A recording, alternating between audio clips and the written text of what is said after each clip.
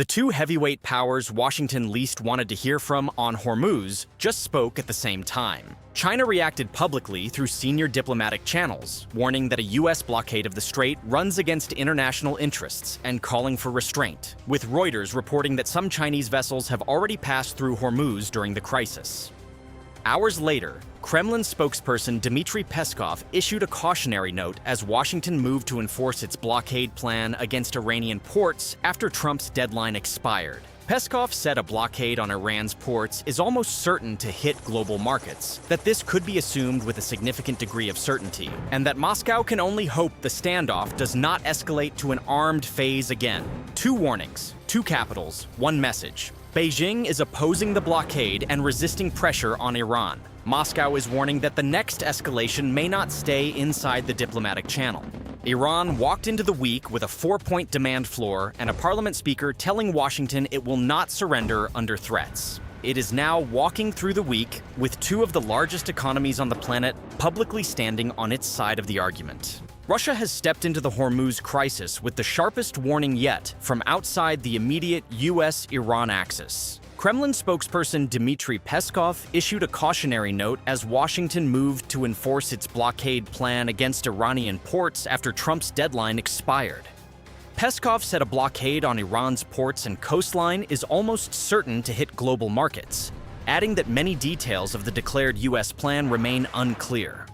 Separately, he told reporters that Russia hopes the latest standoff between the United States and Iran will not push the two rivals back into armed conflict. Moscow's warning arrived inside the same window as Trump's own video statement announcing the blockade was holding, and inside the same hours as Iran's own declaration that it will not surrender. Well, in all likelihood, these types of actions will persist in negatively affecting international markets for some time.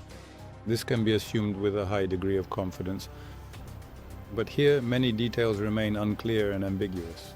Therefore, I would refrain from making any substantive comments at this time. Peskov's second line added the geopolitical warning underneath the economic one. He said the situation was still very far from being resolved and that Moscow could only hope it does not escalate to an armed phase again. That framing matters. Russia is not saying it will intervene.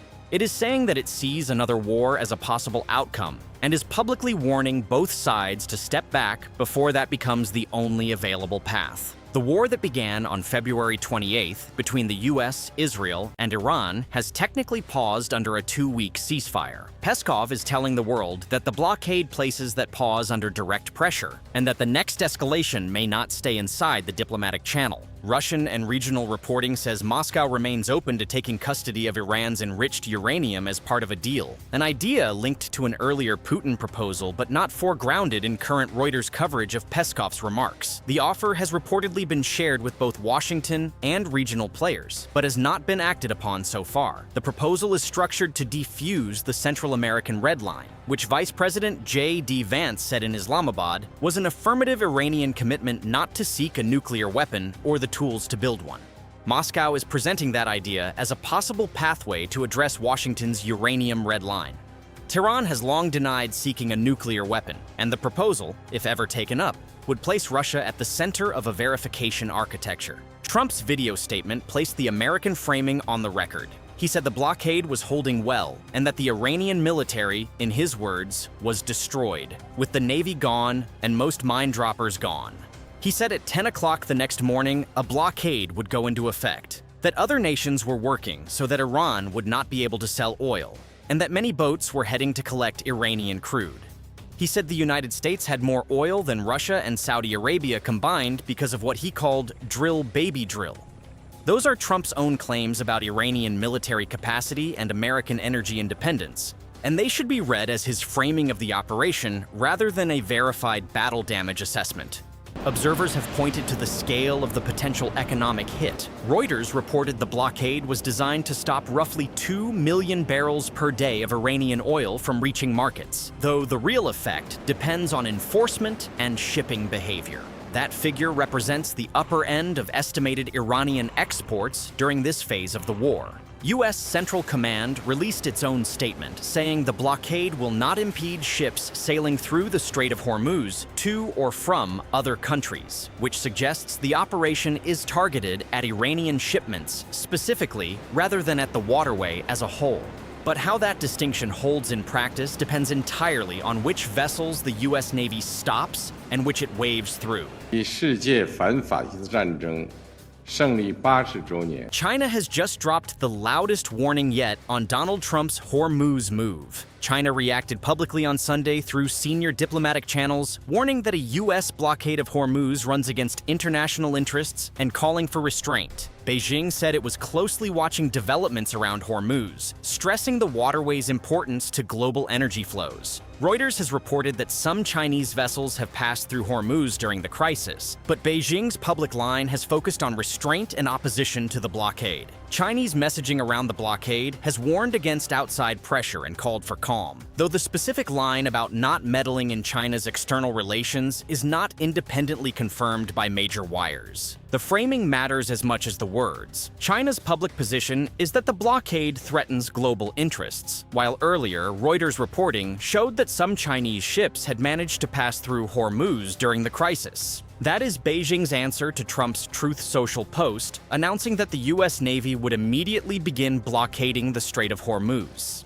Chinese traffic has been in the water, and any American attempt to interfere with that traffic would, in Beijing's telling, touch Chinese economic interests directly, not just Iranian ones.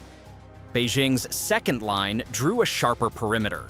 Chinese messaging has pushed back against Western pressure campaigns and sanctions regimes that complicate commerce with Tehran, and analysts read the response as Beijing treating its partnership with Iran as a sovereign choice rather than a bargaining chip in broader power rivalries. Strategists say the Chinese posture positions Beijing as both stakeholder and self-styled stabilizer, keen to avoid conflict, yet unwilling to concede ground on core economic interests. The signal to Washington is that the blockade cannot be designed to quietly pressure China. If it touches Chinese ships, it touches Chinese policy. Beijing's public line also carries a subtle alignment with Tehran's framing of the waterway, reinforcing China's expectation that the route remains open for Chinese transit. Observers note that this position aligns with China's wider strategy of safeguarding sea lanes from the South China Sea to the Persian Gulf, ensuring that energy flows remain insulated from political turbulence whenever possible. That is not a neutral stance, but it is more accurate to say Beijing is opposing the blockade and resisting pressure on Iran than to say it has openly endorsed Tehran's legal reading of Hormuz. The practical effect is that China has signaled resistance to Washington's pressure campaign and sympathy for a diplomatic outcome more favorable to Tehran. The warning arrived as a parallel story broke in Washington. According to a CNN report citing 3 people familiar with the intelligence assessments, Beijing is expected to deliver new air defense systems to Iran within the next few weeks. U.S. intelligence also underscores that Iran may be using the ceasefire as an opportunity to replenish key weapons systems with the help of foreign partners. 2 sources told CNN there are indications that Beijing is working to route the shipments through third countries to mask their true origin. Those are U.S. intelligence assessments, not confirmed shipments, and they have not been independently verified by international wires at the same level. Reuters, citing CNN's report on U.S. intelligence assessments, said the weapons in question were shoulder-fired man-pads that U.S. officials believe Beijing may be preparing to send to Iran. Man-pads of that kind pose an asymmetric threat to low-flying U.S. military aircraft and have figured in the current war. Trump said the F-15 was brought down by a shoulder-fired missile, while Reuters separately reported Iran claiming it used a new air defense system, leaving the exact weapon type unresolved. It also remains unclear whether any system used in that incident was Chinese-made. Trump's own description of the shoot-down is worth hearing. He said the mission was flown in daylight over unbelievably hostile territory, that U.S. forces had taken out Iranian anti-aircraft and radar, but that what hit the aircraft was a shoulder-fired, handheld, heat-seeking missile. He said the Iranians got lucky with the shot, that the missile was sucked in right by the engine, and that the crew made it out. He called the operation a very dangerous mission and said he had been told there would be sacrifices. If Chinese weapons transfers to Iran were ever confirmed, any US move to stop them would raise the political stakes with Beijing. But China has publicly denied the allegation.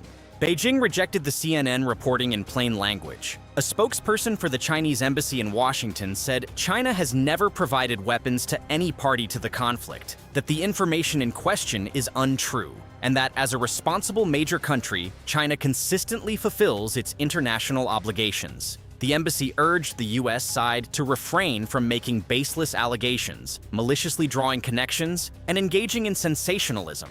It also said Beijing hopes the relevant parties will do more to help de-escalate tensions. That is the public Chinese line. US intelligence is saying one thing. The Chinese embassy is saying the opposite. Both statements are now on the record.